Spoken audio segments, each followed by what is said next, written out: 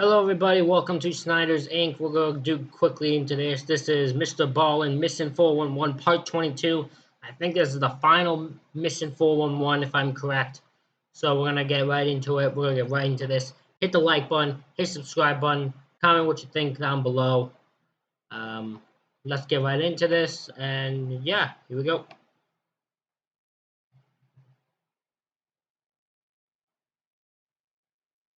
Every year, hundreds of people go missing under baffling conditions in the woods of North America. I'm talking about people who are right in front of someone and then in an instant they're just gone, or in other cases they disappear and then are found again, but they're located in places that are impossible to get to. One former police detective named David Paulides has investigated thousands of these strange disappearances, and he documents what he finds in his incredible book series called Missing 411. Today, we're going to look at 3 Missing 411 cases that even amongst strange disappearances, these rank as particularly bizarre. But before we get into today's stories, if you're a fan of the strange, dark, and mysterious delivered in story format, then you've come to the right channel because that's all we do, and we upload 3, 4, even 5 times every week. So if that's of interest to you, please gift the like button a free stay at a Motel 6, but call ahead of time to ensure the staff does not leave the light on for them. Also, please subscribe to our channel and turn on all notifications so you don't miss any of our weekly uploads. All right, let's get into today's stories.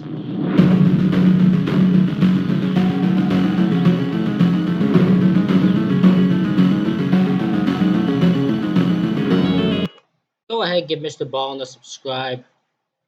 Man's at over 6 million subscribers. Almost close to 7. Let's make Mr. Ballen hit 7 million subscribers. Man deserves it.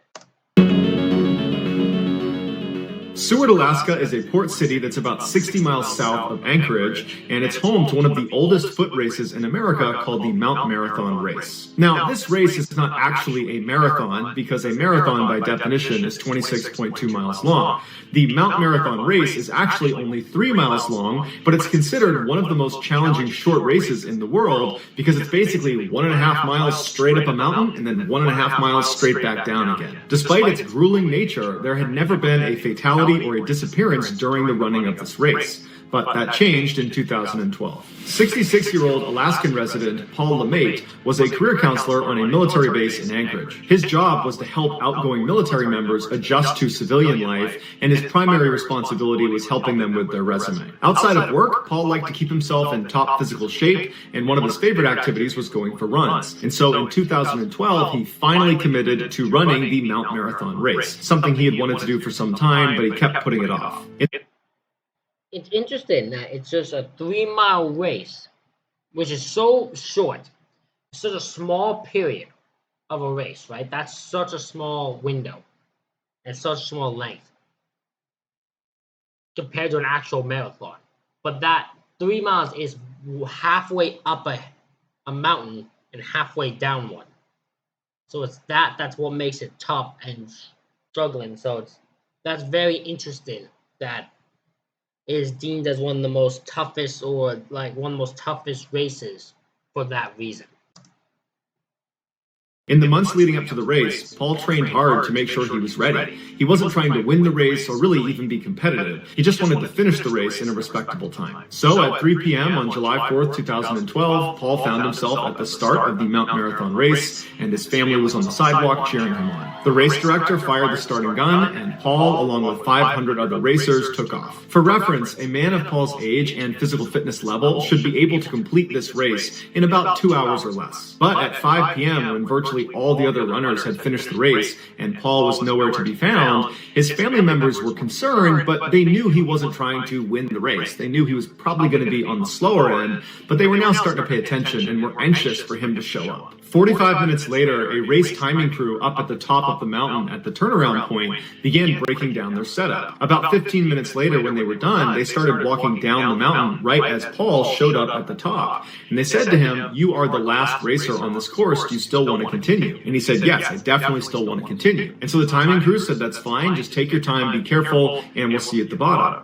And so the timing crew, they take off right in front of Paul, going straight down this well-marked course. And they would turn around and see Paul standing standing there, catching his breath, getting ready to make his own descent. And so the timing crew, who was moving much faster than Paul, very quickly got out of sight of him. And so before long, they were at the bottom, they turned around, and there's no sign of Paul. So they went and found Paul's family and said, hey, we just spoke to him. He seems totally fine, but just so you know, if you don't see him in 90 minutes, I would contact the race officials and let them know, because he should be down by then. And so Paul's family sat at the bottom of this race, looking up, expecting to see him any moment, but 90 minutes came and went, and he never showed up. They wound up waiting another 30 minutes just in case, but again, he didn't show up, and so they informed race officials. The race officials immediately contacted the Alaskan State Troopers, and a search was launched for him, because now fog's rolling in, this is a dangerous course, and it's starting to get pretty late. All night. That is many hours of him not being there. Also, that is many hours it took him to just do half of that race. Like, that is many, many hours. I don't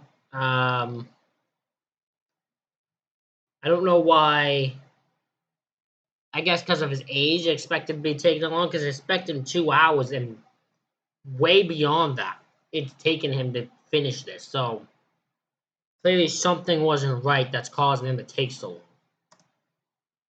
Hundreds of expert Alaskan searchers combed this mountain, both on the course, outside the course. They even went on the backside of Mount Marathon, where it would have been extremely difficult for Paul to have gotten there. He would have had to climb up and over the mountain, which is just extremely unlikely, but they figured we can't leave any stone unturned. And so all night they're looking, they got dogs out, and there's no sign of him. The next morning, when the fog cleared up, they brought in helicopters with thermal cameras, and they continued to search the mountain. But after 4 more days, they never found Paul or any of his belongings.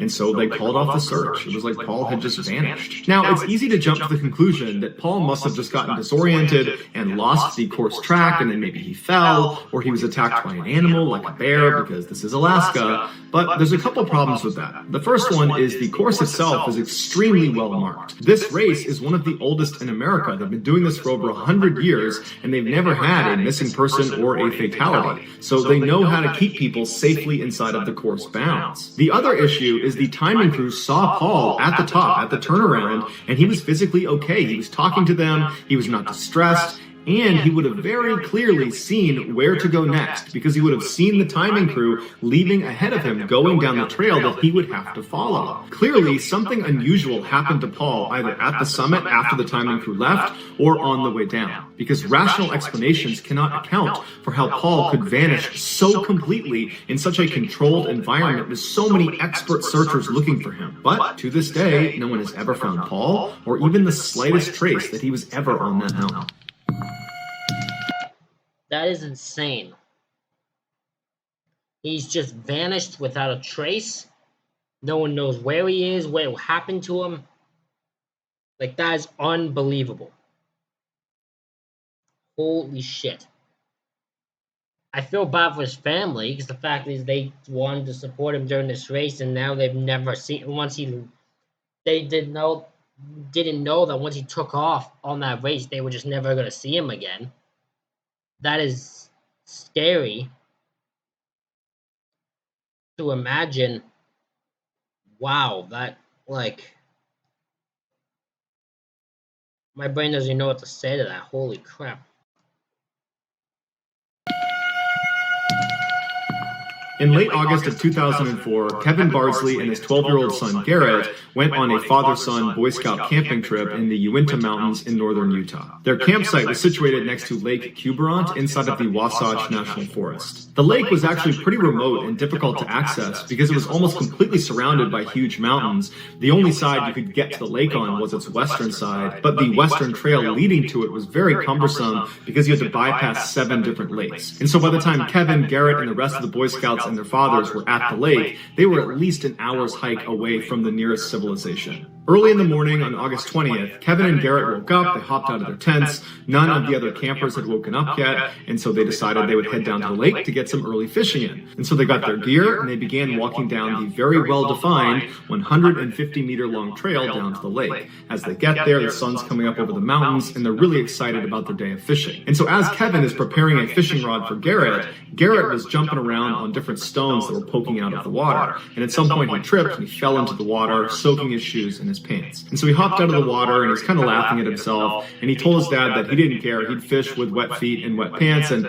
he would change them later. And so Kevin laughed and handed his son his fishing rod, and then the two of them began to fish. After a while, when they hadn't caught anything, Garrett said to his dad that, "You know what, Dad, this is actually pretty uncomfortable. I'm going to go change my pants and my socks." And so Kevin said, "No problem. I'll be here with our gear. I'll see you when you get back." And so Garrett stands up, and he starts walking back up the well-defined 150-meter trail back up towards the campsite. And Kevin actually turned around and watched his son disappear into the trees, but he heard the sound of other campers at the campsite, and so knew his son wouldn't be alone. For the next couple of minutes, Kevin kept fishing, but periodically would look over his shoulder, expecting to see Garrett come out of the woods again, but he didn't. And after about 20 minutes, Kevin was a little bit concerned, so he picked up his fishing gear and began walking back up the trail towards the camp. When he got there, he saw other Boy Scouts and their fathers just getting up and having a bite to eat, and he's scanning around the campsite, and he doesn't see Garrett, and so he goes over to Garrett's tent, and he opens it up, and Garrett's not in there, and there's no sign that he's removed any of his wet clothing in there. And so Kevin turns around, and he asks one of the fathers, "Hey, have you seen Garrett? He was supposed to be up here a minute ago." And the father said, "No, I haven't seen him." And so Kevin's starting to panic, and he yells out to the group, "Hey, has anyone seen my son? Do you guys know where Garrett went? He was supposed to be up here." And no one knew where he was. They said, "No, we haven't seen him." And so horrified, Kevin drops all of his gear and starts... That would scare the hell out of me. If I see my kid walk up this pretty easily distinguished trail, heading back to camp, and then when I get to camp, I find out he didn't arrive. So I'm like, "Hey, what the hell happened to him? What happened? Did I miss him? Did he get tripped? Did he fall? What happened?" My mind would be panicking so much.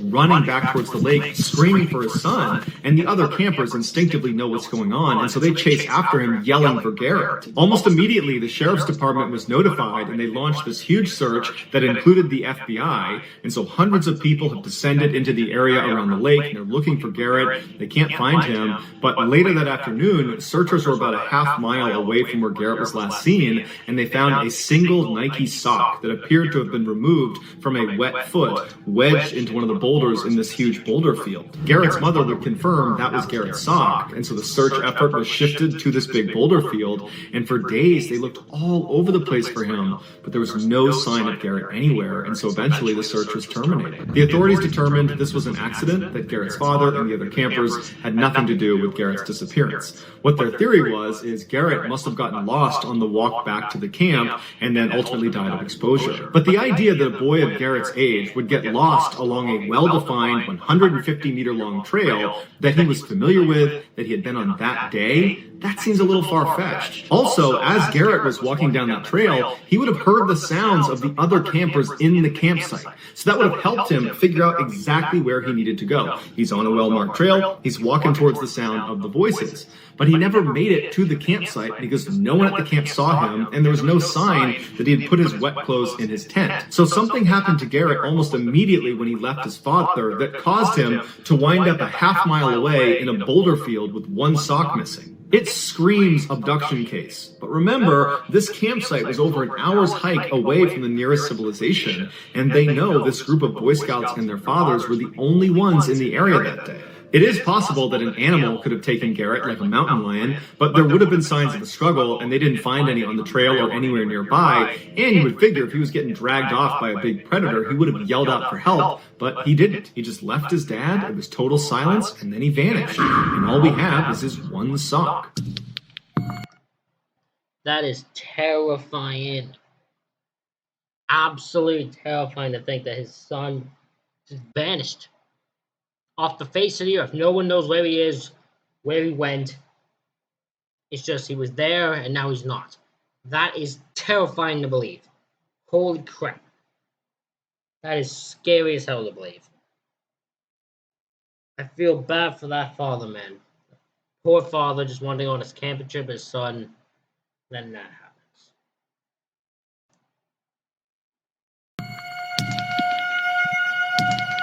In 1950, when Rosemary was 21 years old, she married the love of her life, Charles Bud Kunst, and they moved into a house together in San Anselmo, California. Together, they had 6 children and 11 grandchildren. They were known as a very active couple, that when they were not with their family and their grandkids, they were out on a hiking trail somewhere enjoying the outdoors. In 1998, Rosemary's life was derailed when she and her husband were in a horrific car accident. When she came to in the hospital, she was very badly injured, and she was told that her husband of nearly 50 years had not survived. Rosemary was devastated. She was lost without Bud. But for the next several months, she poured her energy into her rehab, which took up a lot of her time, and it kept her mind off of this terrible loss. But when she got back to strength and returned home, a wave of grief washed over her, and she began to desperately miss Bud. In 2000, when Rose turned 70, she heard about a backpacking trip that was being led by a group called the Earth Circle Organization, and it sounded like the perfect way for Rose to attempt to reconnect with her late husband. The group was led by an elder and chief of the Carrick tribe. His name was Charlie Red Hawk Tom, and every year he would bring this group out to Spirit Lake, which is inside of a wilderness area near Mount Shasta in California, and there they would go to the altar that Red Hawk had built right on the edge of this lake, and they would perform spirit dances and attempt to communicate with their dead loved ones. Rose wasn't going into this thinking she was literally going to be speaking to Bud. She wanted to just find a way to connect with him spiritually, so she was very excited about this trip. The lake itself sits at the base of a heavily forested bowl with high steep walls all around it. In fact, some people say it reminds them of being inside of a mini volcano. And because of those high steep walls, there's actually only one way in or out to the lake, and that's on the north side. The only other semi-feasible way to get in or out of the lake would be on the south side, where a river flows down into the lake. And where that river flows, the embankment is less steep, although it's still a 70-degree angle and would require climbing gear, and the terrain would be completely slick from the water running over it. So you could do it, but realistically, nobody does that. So on August 17th, Rosemary, along with Red Hawk's 12-year-old son, a cook, and 11 other people, set out for Spirit Lake. After a rigorous 12-mile horseback ride, they finally arrived at Spirit Lake, and they established their camp right on the trail that leads in and out. That night, all the participants had dinner together, and then they made their way over to the altar right next to the lake where Red Hawk was, and he performed a spirit dance, and then afterwards, as a group, they attempted to call out to their dead loved ones. The following morning at 9 a.m., once everyone was up, Red Hawk informed the group that they were going to take a day trip to another lake, and they'd be back that evening. Rose told Red Hawk that she'd actually prefer to just stay at their campsite and enjoy the beauty of the lake, and Red Hawk told her that was just fine. So Red Hawk and the main group left, leaving behind Rosemary, as well as Red Hawk's 12-year-old son named Chalet, and the cook. A little while later, at 1 p.m., Rose decided she wanted to take a little hike around the side of the lake, and so she asked Chalet if he wanted to join her. He said, "Thank you for the offer, but I'm going to stay here with the cook." And so Rosemary said, "That's totally fine. I don't mind going by myself." And so she asked the cook for some food. He handed her a bag lunch. She took it, said thank you, and then set off by herself heading south. 4 hours later, at 5 p.m., when Red Hawk and the rest of the group got back to the camp, Chalet and the cook informed him that Rosemary had not come back yet. A group was immediately sent out to look for her, but there was no sign of her. And so Red Hawk turned to his son. Did it ever cross anyone's mind she fell into the water? She's an old woman. She's 7 years old. She's by water. All it would take one bad fall for her to be unable to get out, and it to drag her down. So they would never thought of that. And to the cook and said, "Explain to me again what happened." And they said she was totally normal. She just wanted to go for a hike, and she took some food, and we watched her disappear into the trees. They also told Red Hawk that they had been sitting in the trail that leads in and out of the lake the entire time Rosemary was gone, and they never saw her. So she didn't leave the lake. She's somewhere out there. Confused and very concerned, Red Hawk had one of the other participants leave the lake and go contact authorities, and within 24 hours, there were 50 searchers combing the lake for Rosemary. The head of the search and rescue team was a guy named Grizz Adams, who had led many other search and rescue efforts. After studying the area and talking to Chalet and the cook and the others who were there, he just could not understand how a 70-year-old woman had managed to vanish so quickly and completely, because there's no way she climbed out the south exit because she didn't have climbing gear, and physically she probably wasn't capable of that even with the right gear, and she didn't leave through the north exit, the main trail, because Chalet and the cook were there the entire time and they never saw saw her. So where was she? As the search continued to find nothing, Grizz called in more searchers on horseback, helicopters, and dog teams. But the dog teams immediately... Did anyone actually ever check the water? They're by a lake. Did anyone ever check the actual lake? Is that nothing no one checked? Did no one actually check the lake?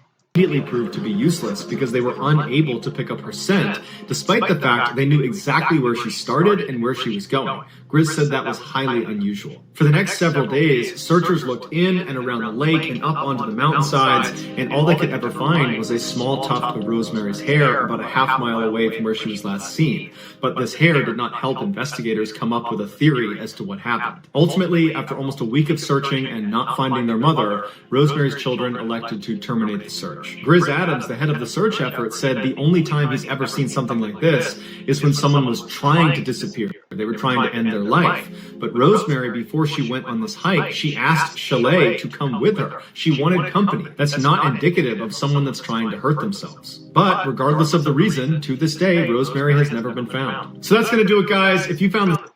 That is absolutely insane.